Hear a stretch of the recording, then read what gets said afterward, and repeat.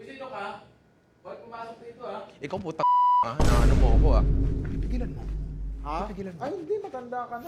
Ikaw na lang kaya. So welcome mga inaanak sa ating bagong studio. Kung mapapansin nyo, halos ganun pa rin naman talaga. Napanood nyo naman siguro yung office reveal natin. Kung hindi nyo pa napapanood, panoorin nyo na. Kung mapapansin nyo, may mga blanco pang space dito. Tapos yung ilaw, medyo kinakapapa namin. Pakita mo yung tansyan, yung yung lata sa taas. Oh, wala. Wala, pare. Wala. So ngayon, etong unang shoot namin, gusto ko lang muna kasi, kumbaga, nare-relearn uli namin lahat So, marami kayong mapapansin, yung rack namin hindi pa masyadong puno kasi apparently lahat ng ginagamit ko doon gamit para ng nanay ko.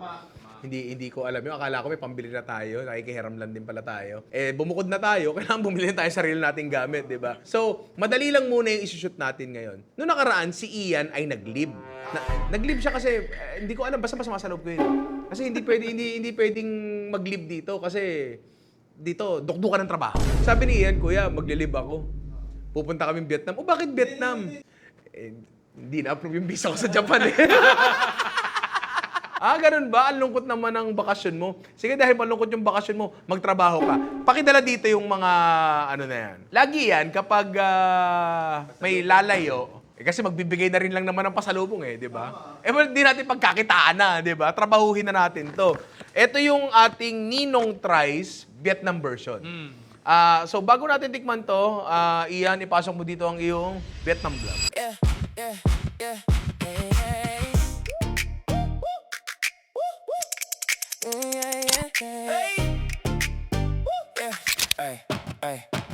Put up in clean white kicks, sun on the glass I clean. One fry left in the bag, still tastes like wind. You texted where you at, I said round the bend. Now the whole block feels like the good days came. Yan.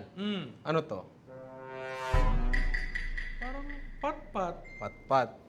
Pag binaligtad mo, Ano yun? Hindi ko alam. Ano? pag binaligtad mo ang pat-pat, Oh. Nabali. bali. Pero pag binaligtad mo ang pat-pat, Oh. tap-tap.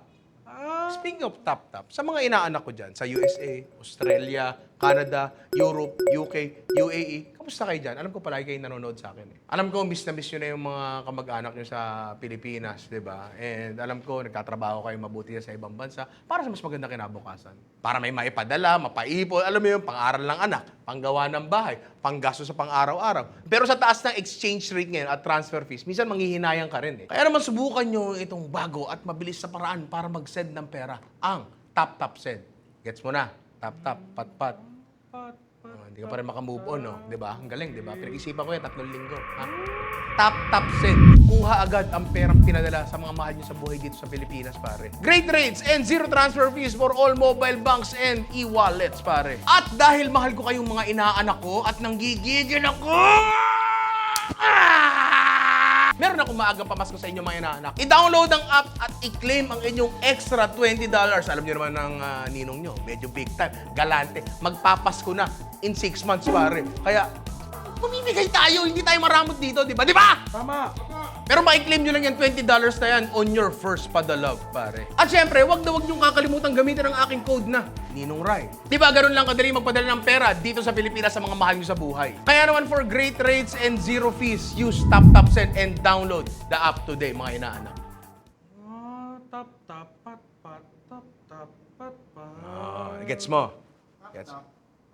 Gets mo? Ikaw, gets mo? Ano to? Random na lang ba to? Kuha na lang ako? Hindi. Wait lang. May ipapauna ako. May ipapauna. Okay. Para meron ka na kaagad panulak. Kasi, Panulak? ititimpla yan. Teka lang. May pichel na ba tayo dito? Stainless bowl na lang. Stainless bowl na lang. Sa Vietnam pala, puro sila coconut doon. So Ah. marami doon inumin. Bagong pagkain. biyak na buko. Ang sarap dito. Okay. Yan. So puro buko lahat yan. Kape. Ito, instant coffee cappuccino, coconut. So, hindi ko malaman kung ano dito yung buko. Yung tubig ba? Sabaw ba ng buko na nakalagay dito? O may gata ba to? Hindi ko alam. Timplahan mo ako, Midi. Etong next ay Ayun ang fruit masarap. tea. Sarap niyang dalawa. Fruit tea. Ano to? Matamis. Iced tea. Ah. Timplahin mo yan. Ito ay, ano to, mango passion fruit ba to? Mango flavor lang pala. Dre, timplahin mo rin to. Ang Vietnam, kapag napunta ka ng Vietnam, ang sarap ng pagkain sa Vietnam. Not saying na hindi masarap ang pagkain sa Pilipinas ha, masarap din. Pero ibang klase yung quality ng gulay sa sa Vietnam, quality ng prutas, saka mura ang pagkain doon. Mga sutserya. Unahin na natin to. Ito, medyo kakaiba to Com Chai Bong Viet Special. Rice Krispies, ampaw. Nga pala, no, baka may naririnig kayong grinder, hindi po linggo ngayon. Ano lang, may ginagawa pa po sa baba. Para siyang may karne, may hibla-hibla ako nakikita. Kaya binili ni Ian, may hibla kasi. Tama. May din si Ian nanonood ng bold. Crispy rice na pork floss. Pork floss. Ampaw na merong karne. Uy! Sa mukha nga siyang ampaw na may pork floss. Kasi yun naman talaga siya. Tapos merong gulay-gulay. Medyo may kakaibang amoy. Na hindi sobrang pleasant. Pero minsan naman talaga yung mga bagay na may konting baho, yun yung totoong masarap. Tama. The perfect bite, pare.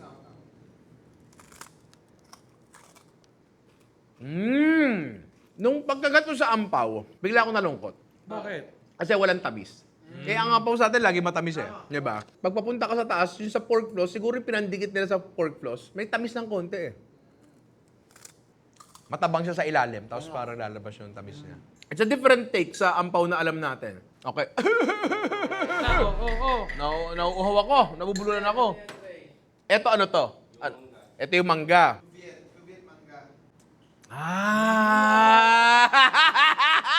Mahilig ako sa Mahilig ako sa fruit tea. Alam nyo yan. Ito yung lychee. At isa rin sa in-order ko lagi ay lychee. Tapos, nata de coco yung sinkers ko. Masarap Masarap siya. Masarap siya. Sugar free ba to? Oo, may nakalagay dyan. Ayan no. Total sugar 17.9. Baka gusto mong sampilungin kita. Lasa mo yung lychee. Lasa mo yung mangga. Halika dito. Ay, masarap. Game mo dyan. Yung coconut. Coconut coffee. Coconut coffee. Lasama. Ay! Amoy latik. Amoy latik. Oo. Hindi tikla magkaiba yun. Oo, latik mabango. Yung tikla, hindi masyado. The perfect sip, pare. Hindi siya akala ko matamis. Kasi usually kapag Vietnamese coffee matamis eh, 'di ba? Eh nakalagay nga dito, less sugar. Pero ang maganda dito, lasa mo yung pagkabuko niya. Ngayon, marami kasing lasa ang buko eh. Iba ang lasa ng sabaw ng buko sa gata, sa malauhog na laman, sa malakani na laman. Ito, ang nalalasahan ko dito ay latek gata. Para siyang gano'n. So yes, tama ka nga. Para nga siyang kape na may kokomama. Next, eto may nakita akong pamilyar, pare. Katambal lang Takeshi, McDo, tsaka Jollibee. Ano? Oishi, pare. Oo. Kireyon, sir. Kireyon. Nung nasa Vietnam kami, ang dami nung mga produkto na mabibili mo rin sa Pilipinas. Hindi ko nga alam na ang Oishi pala, locally made ba to? Local yan, Oo. Philippine company ang Oishi. Tapos nag-expand na lang sila sa Vietnam. Tapos eto, ang flavor nito ay Bimoy Otsan. Ano yun? Hindi ko alam. Ano to? Hindi ko rin alam. Leche. Pero mukha siyang hipon na may sausawan. Oo. Ito yung parang, ewan ko, tikman na. Nakita ko lang kasi yan yung kakaiba yung itsura. Pero Oishi di ba? Oo. Unang singhot ng Oishi. Amoy Oishi rin sa atin. Yung hipon kasi talaga ang Oishi sa atin, di ba? Yun yung yung shrimp pula. flavor ang Oishi. Tikman natin, the perfect bite.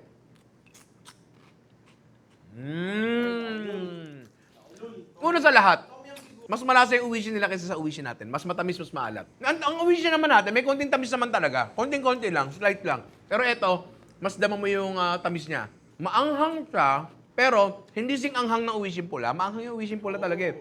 Tsaka maasim yung Oishi pula. Sir, nag-shoot po tayo, sir.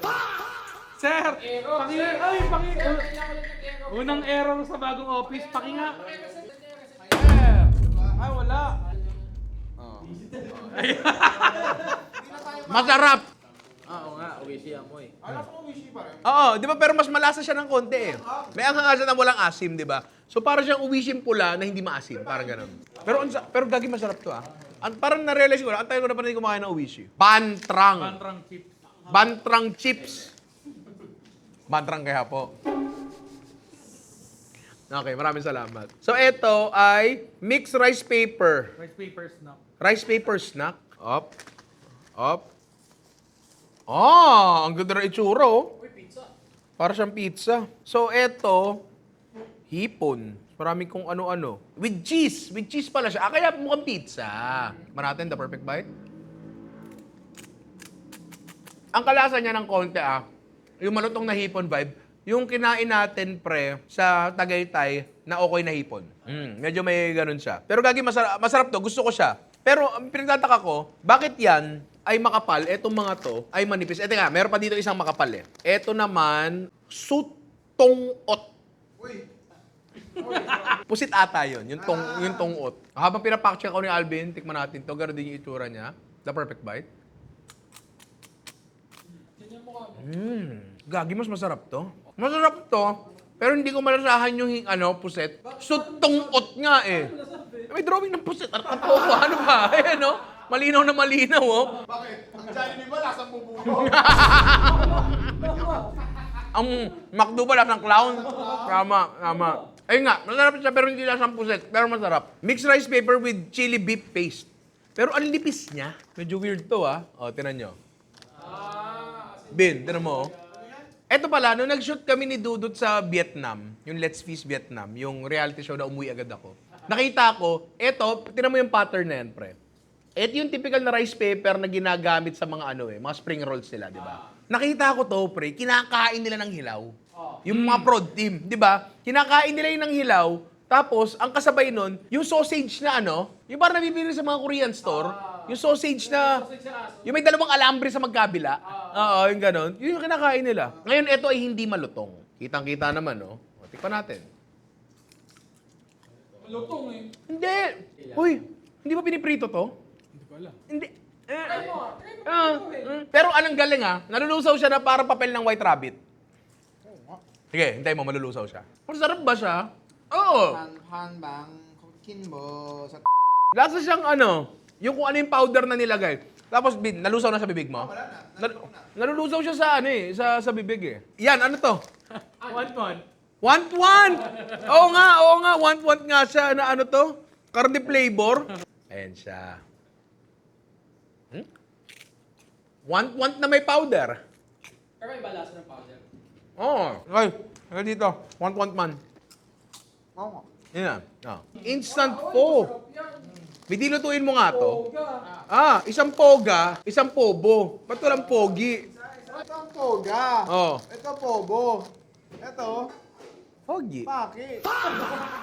Ito ay nokmam anlien. Prepared fish sauce. Ayan, So fish sauce pero sige, tikman mo. Ito ba? Ay, ang sarap po ng unang stop meal dito.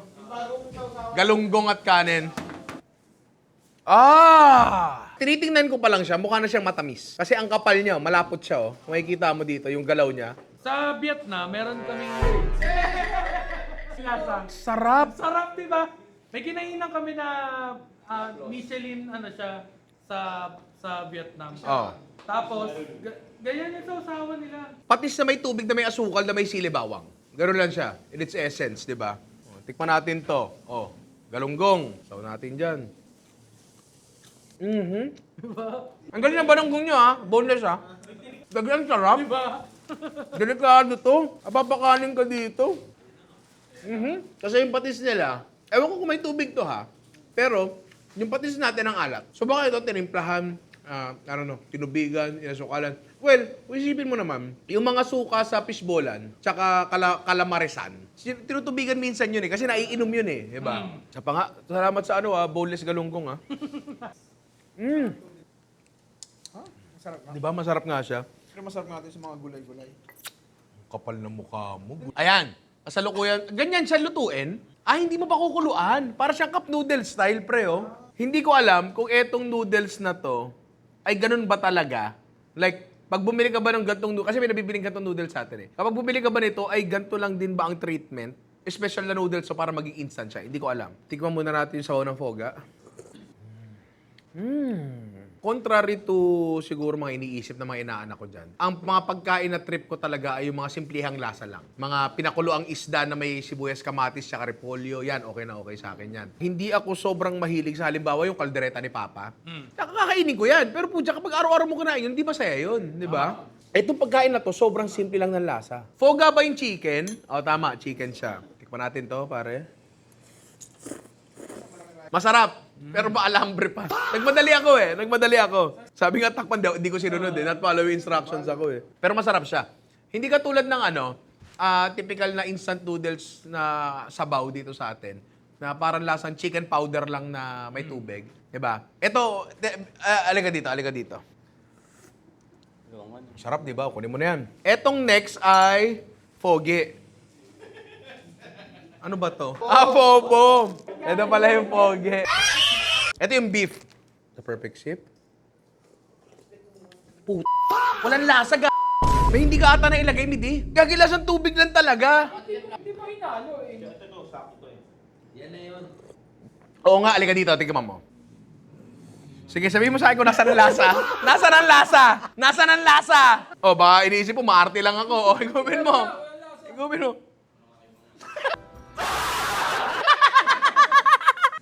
Ay, gago! No! Sira ulo ka!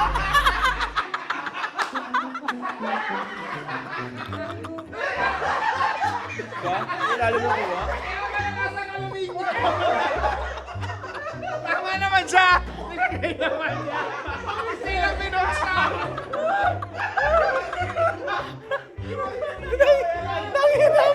Sabi mo kasi Kanina kapalo ng halo dyan, di mo nakikita.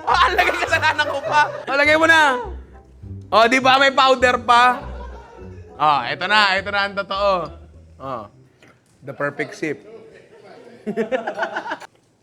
Yan ang sinasabi ko. Halika ngayon dito. Ayun. Ayan, di ba? Baka meron pa dito. Masarap siya. Okay, andito na. Beef. Okay na to, layuhin na sa akin. Lagyan nyo nito, Ito ay cookies. Bankoy Dwaso Cola. Ang ibig sabihin nito ay chocolate coconut cookies. Di ba coconut ulit? Yes. Kasi nakasulat dito So ito kung di ako nagkakamali, correct me if I'm wrong, with more open than not I am wrong. Pag sinabing ban, tinapay siya. Malunggay bandesal. Ito siya, may tsokolate sa baba. Siguro feeling ko, para siyang macarons. Di ba? Tikman natin, the perfect bite.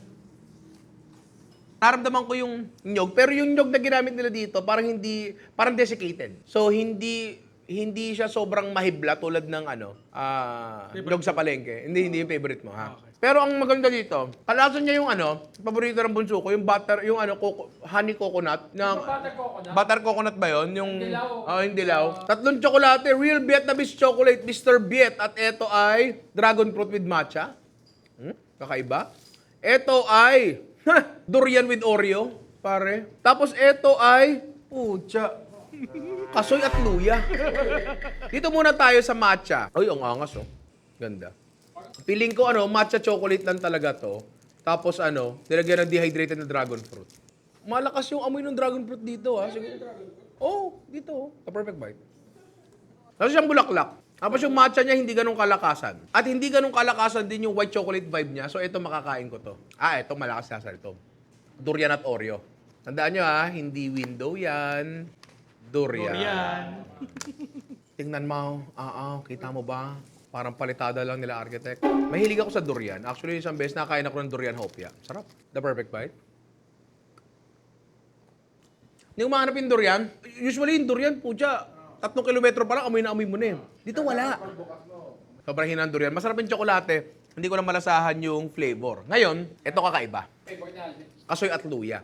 Hindi ko alam kung nakakain na ako ng magkahalong kasoy at luya. Or luya sa tsokolate. Parang hindi pa. Medyo mas chunky ng konti yung mga nyo. Yung mga magagandang karanasan sa buhay, ayoko sinosolo yan Alvin, halika dito. The perfect bite. Wala yung luya. Lasang crunch nga masarap. Actually, tama ka, Bin. Diba? Ay, ayun. Parang candied ginger. Nakakagat ako. Oo, parang candied ginger siya. Actually, masarap pag nakagat mo yung luya. Di ba? May candied ginger, sa loob, Isa sa mga top tier na prutas talaga sa akin ay mangosteen. Mahal ang mangosteen, pare, kasi ang bigat ng balat nito. Pumatol ako sa mangosteen nung nakaraan, pucha, 250 isang kilo. Parang isang kilo, mga less than, mga 6-8, mga gano'n. Konting-konti lang talaga, isang kilo. Tapos kapag kinuha mo yung edible portion niya, kapraso lang talaga, ang bilat. Sorry. Sorry. Talaga, ang bigat. Ang bigat ng balat ng mangosteen. Bahog bigat. Mabigat ang balat ng mangosteen. So eto, kung makakapture nila yung lasa ng mangosteen dito, hindi ako nag-e-expect ng matindi ha. Pero tingnan natin. Ang bilat, para siyang frutos yung datingan eh. Oh, ayun oh. Ayun oh, medyo mamasa-masa siya. Gagi, parang siyang laman ng mangosteen din. Mangosteen. Nandun nga siya. Pero ano siya, di ba ang frutos natin tuyo yung labas? Ito frutos na basa yung labas. Baka din nila. Siyempre, quality control muna, di ba? Lasa siyang mangosteen. Tapos, wala akong alam na candy na ganito ang ganyan ang style. Hindi, nasa lang din siya Ang gusto kong matesting mo dyan yung quality ng candy, yung klase ng candy. Ayun di ba ang lagkit? Di ba? Sobrang lagkit. Para siyang mochi. Dried mango. Akala ko Pilipinas lang meron nito. So, meron tayo dito spicy dried mango. Tsaka, matcha. Matcha chocolate dip mango. Okay. Nung nag-Cebu, bumili rin ako ng spicy na dried mango. Pero naging problema ko doon sa spicy dried mango na nakain ko. Matamis siya. Nag-expect ako ng maanghang tapos maalat di ba? Pero eto, tikman natin. Yung atin pulang-pula yung nakain ko. Eto, parang very conservative yung itsura. Mas maanghang to. Yung tamis niya galing sa mangga. Hindi siya, parang wala siyang dagdag na asukal. Yung nakain ko sa Cebu, parang may dagdag din. Ako masyadong sure Nalagyan ko ng asin. Ayan, mas masarap siya. I mean, good quality na dried mango, tsaka masarap yung klase ng anghang niya. Hindi anghang hindi anghang... Hindi mo sinalo, sir. Hindi anghang peke. Ngayon eto, pucha. Meron nabibili sa airport na ito, yung chocolate dip Pero hindi pa ako nakakita ng matcha. Hindi ako masyado mahilig sa matcha. Hindi naman ako nandidiri sa kanya. Iinumin ko rin naman yung bagay na yan. Pero, hindi ako masyadong mahilig. Pero tingnan natin kung babagay din Pre, isang pisngi ng mangga to. Ganda. Nga pala, public service announcement sa pagbili ng dried mangoes. Pag nakita kayo na sobrang perfectong dried mango, peki po yun. Ito, hindi. Ito, totoong dried mango to kasi may kita may hibla. May buhok-buhok. Buhok-buhok. Yung hibla, tama. Mga sobrang perfecto ng gawa, pre, gummy bear na lang yun. Na na mango flavor. So, kayong papaloko sa ganun. And usually, mas mura siya ng konti, di ba? Tikman natin, pare. The perfect bite. Malakas yung matcha nito, Ay, ikaw mahilig ka sa matcha, di ba? Nakain mo na ba to? Hindi pa. Halika dito. Ayos lang. Next! Freeze-dried durian. Hindi freeze-dried window yan. Freeze-dried durian. Yan. Pag binuksan mo ng ganyan yan, kailangan mo na ubusin to o lipat sa ziplock kasi yan humid dito sa atin Yan. Ayan ang amoy durian. Hindi window, hindi gate. Durian. Na perfect bite. Alam nyo, noon pa, ito nga sasabihin ko nga, noon pa ako may gustong gawing eksperimento sa mga freeze-dried na produkto to. At sinabi ko to kay Chef Kim. Chef Kim, gusto mo mag-experiment ka to sa mga freeze-dried na products? Kasi kapag eto, na freeze-dry, para siya nagiging water-soluble. Diba? Powder na yan. So kapag naging water-soluble siya, pwede mo siyang i-integrate sa kung ano-anong bagay. Ano may dadagdag niya bukod sa flavor? Consistency, yung lapot. Dahil nandito rin lang tayo, try natin. Housewarming gift ni Rani kasi yung ganito natin, 4 na taon ata natin ginamit. 1 piraso, 2 piraso. Tingnan natin kung mapapowder natin. Okay. Hindi siya na powder lahat, pero at least tumiit ng konti. Try natin kanawin sa tubig. Kakanawin natin. Hindi. Bro, gusto mong inumin yung protein shake ko, bro? I like your shake, It's thick and Yes. Ayan, Wait, try mo, ha? Durian juice. Sino mahilig ka durian dito? Diba? Yun siya, para siyang... Crunchy pa nga yun. Medyo crunchy pa. Actually, ano talaga siya? Like, durian juice. Pero etong freeze-dried durian na to, pa. So, yun lang, totoo lang, yung mga kinain natin snacks, masasarap lahat. Yung utilization nila ng coconut at rice, magaling, malupit na sana ginagawa rin natin. Pinaka-favorite mo yung noodles na Yung noodles na lasang tubig. Walang lasa, Ay, gago! No? Sira ulo ka! Na biglang may hidden trick pala na biglang... Oo, leche. Pero ano dito ako pinaka na-surprise, pre. Doon sa plastic, eto, itong lintik na to. Ang sarap niya kapag medyo kinain mo ng May mga tinry kaming bagong lighting, bagong settings ng camera, pati overall feel nitong vlog na to. So comment nyo lahat sa baba. Comment nyo lahat ng mga bagay na gusto nyo at hindi nyo nagustuhan. Kasi i-adjust natin yan. Bagong-bago tong studio natin na to. So marami pa kami adjustment na gagawin. Sobrang bago. Puti lahat yan, ha? Puti lahat yan. Oo. Nilaw-nilaw dyan. Markahan nyo tong araw na to na makikita nyo na yung mga lantern natin, mga ilaw natin, ay puti lahat. Papapansin nyo na lang bigla na parang bakit nagiging dilaw? Yung video ni Ninong Ray. Yung spots na may mga tae na ng ibis. Pero ano yan, maninilaw yan overtime talaga. Pero yun nga, hindi muna kami nagluto kasi pinapractice lang muna namin yung ilaw. Alam nyo ano pa dapat practicein? Eto pare, Actually, pre, konti na lang stocks nito. Itong mga Ninong Ray merch na to, konting-konti na lang talaga. Konting-konti na, actually, ubos na rin yung ibang sizes. So, i-check out nyo na sa shop. Ang bagay na hindi mauubos ay, syempre, perfume treats, pare. Kahit amoy durian ka, gusto ko pa rin ang asawa mo. So, ilang mga inaanak. Again, ulitin ko lang, comment kayo sa baba kung ano yung mga bagay na gusto nyo at hindi nyo nagustuhan dito sa bagong nakikita nyo. Ngayon talaga, mukhang ano pa to, mukhang set pa siya. Kasi hindi pa lived in Hindi pa kami matagal na, malinis pa kasi, di ba? Over time, magiging marumi din to, marumi in a good way, di ba? Ano yan, sir? Hindi nga bago eh. Bago. Okay. Wala pa daw kayong kalendaryo.